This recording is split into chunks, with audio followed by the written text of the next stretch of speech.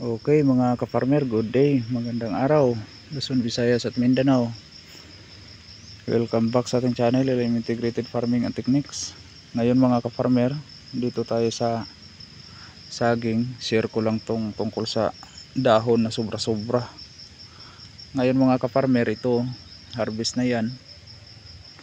Ang nangyari, siyam pa rin yung dahon. Kasi itong dalawa na to, yan o, 18 leaves yan lahat.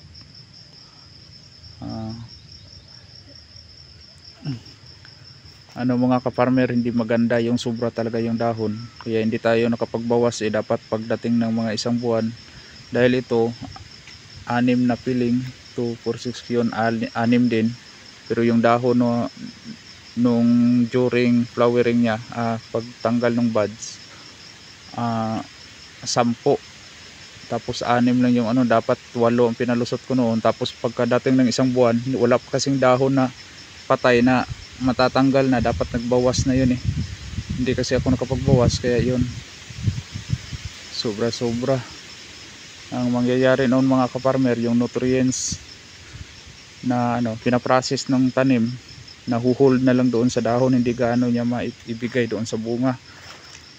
Kaya mai-advise ko lang, kung sa tingin nyo isang buwan na, tapos pa rin, wala pang matatanggal na dahon, tapos nagtira kayo ng harvest sa pod,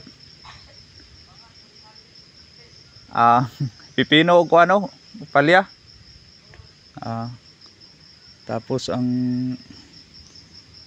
mangyayari na naadiris to nga, subayo na ng hose.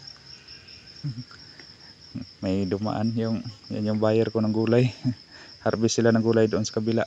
Kalimutan ko tuloy. Sana ba tayo? Yung pagdating ng isang buwan, halimbawa 8 yung itinira nyo, tapos ganyan, 6 na piling. Pagdating ng isang buwan, wala pa yung matatanggal na dahon kasi wala pang patay. Magbawas na lang kayo ng kahit 1 or 2 para mabawas-bawasan yung dahon. Pag sobra-sobra, yun ang mangyayari, masacrifice yung yung bunga. Maganda kasi during harvest, may 4 na dahon, okay na yon. During harvest, matirahan siya ng 4, pero paano ito, siyam pa rin.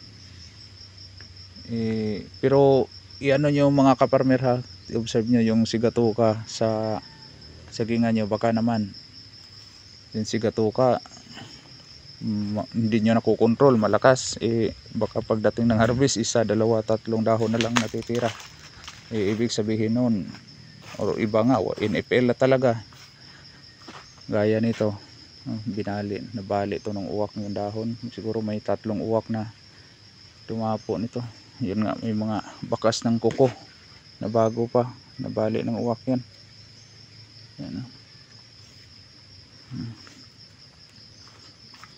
Tapos gaya nito, ito siyam, pero isang buwan pa bago ma-harvest.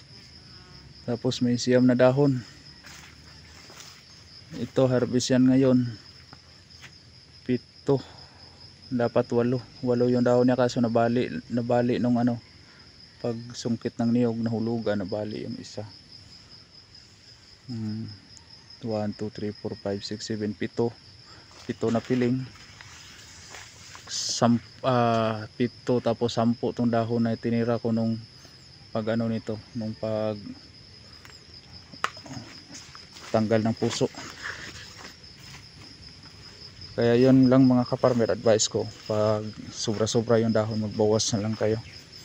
Pero yun nga, observe din kayo kung baka malakas yung sigatuka sa area nyo, hindi nyo nakukontrol, baka naman maubusan. Kung kung talagang kontrolado nyo yung sigatuka, tapos ganun sobra-sobra na yung dahon, magbawas na lang kayo.